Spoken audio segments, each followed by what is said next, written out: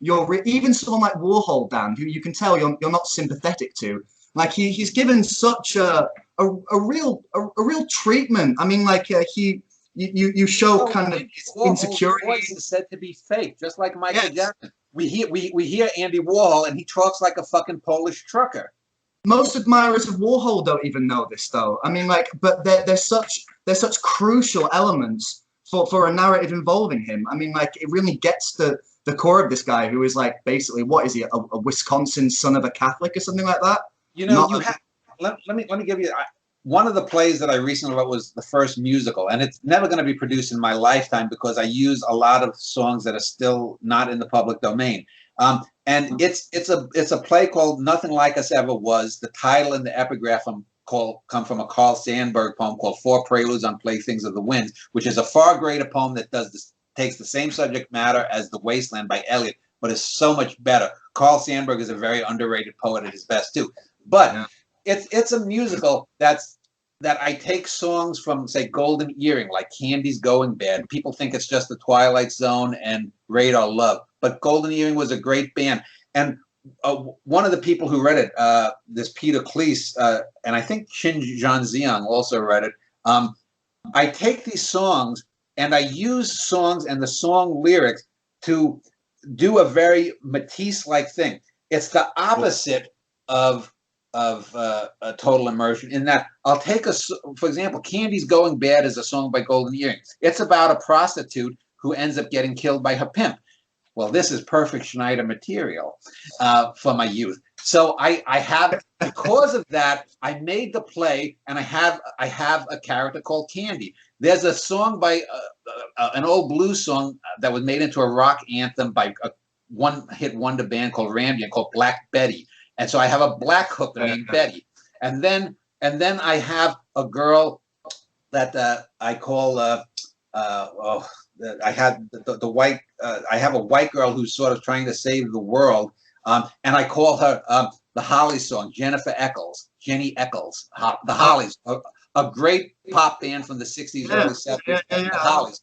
And so I took all of this information and took these songs, and I made a narrative from it that's maybe about 10% what really happened to me, but 90% not. And it's set against Danny's existential battle with this Protestant pastor I had named Pastor Stagey, Pastor Martin Stagey. I use his real name. He's been dead since 1984.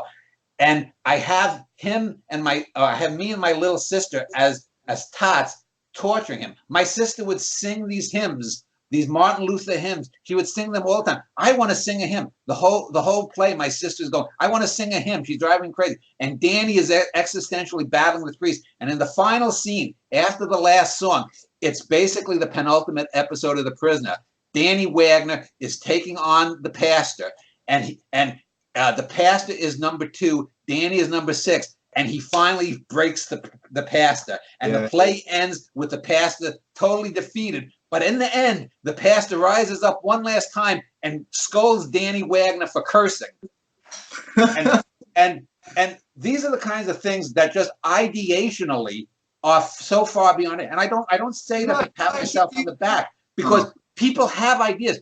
There are many times when I said to people, or they would come to my Uptown Poetry group that I ran years ago, and they would have a really great, they'd have a mediocre poem, and they say, well, I wanted to do a poem about this. And I said, why aren't you writing about it? There's a guy on my e-list, I won't name his name. He's got the potential to be a great writer, and he's got a family situation like no one else that you'd know. He's a survivor of Chernobyl and whatnot, and he wrote a book that was just not good. And yet he's written other books that are excellent.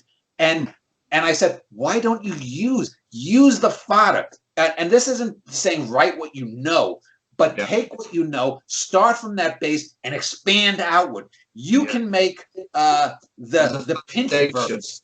The pinch verse. My fictive universe, it interweaves. There are mentions of the Maravelli crime family in my plays or whatnot. There's someone sees someone over there. Isn't that Gito Vincetti or something?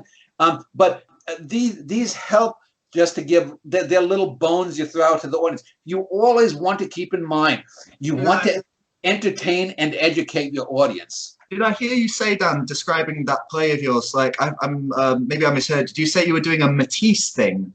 Like, Well, yes, because for example, when Candy the hooker that is in the play from Candy's Going Bad, there's a song by a group called Masters of Reality based on the Black Sabbath song called "The Blue Garden," and the lyrics are kind of opaque. It starts up, then when the circle spoke, and I have juxtaposed that scenes, the lights go on and off, and we see this prostitute being murdered by two thugs, and it takes the song with these opaque lyrics, a great pop song, but it makes it something deeper and richer. And so I have given back from the material I'm using. It's a two-way exchange. I got the name of the character from songs. I got the idea of her death from this other song, but I'm also giving depth to the song so that someone who's aware of my work will never listen to that same song again. How does that relate to Matisse, though? Well, because I do not have to do a 20-page conversation of, say, Big Frank talking about sneakers on a wire. I can just have a little lyric in a song that sums up that character. Matisse, Matisse, a little flick of the wrist. Totally true. In his best paintings, not all of them, some of them are lazy, but in his 10 or 12 best paintings, a little flick here or there, and you can get something far deeper than if I tried to do that. I absolutely agree. That's kind of where my mind went. I kind of was waiting for you to say it. Where do you think your plays are going to go, Dan? How much more mileage are you going to get out of your plays now? Because you kind of put a cap on your poetry, haven't you? Well, once I retire, hopefully in 12 or 13 years, I'm only 54.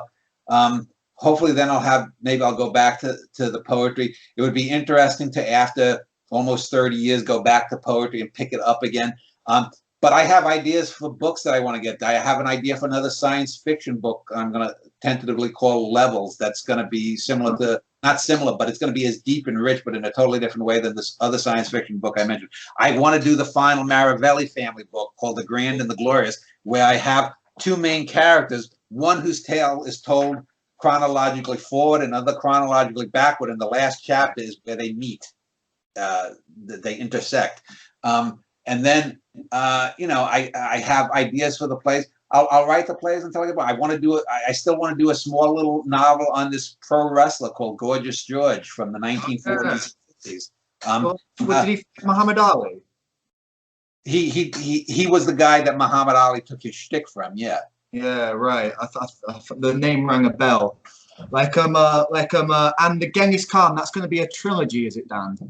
The last one is going to be Kubla Khan, and I guess you always have to think about art. When I come home and I'm yesterday I went to sleep at 2 p.m. in the afternoon, and I woke around midnight today, and I was thinking. I sometimes lay there, and in between thinking like how much I hate some of the things that go on in my work life, and I hate some of the stuff. I think, and then sometimes it'll just pop into my head. Like I thought, okay, I'm going to start and end the Kubla Khan play with Kubla Khan about to torture someone.